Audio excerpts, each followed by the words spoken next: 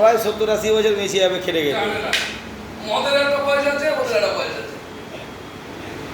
আর উল্টো বয়স। এখন মদেই বল, আর যে ভাত তোমাকে দেবো? দুধ গেলেই মরে যাবে। ভাত? এই নিয়ে যাবো আমি? কেন ভাত নিয়ে নাও।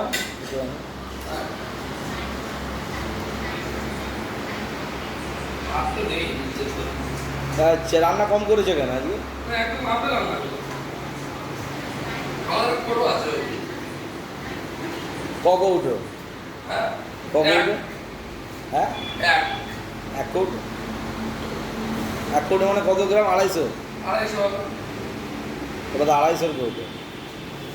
250 দুজন খাচ্ছি, হিসাব করে দেখ।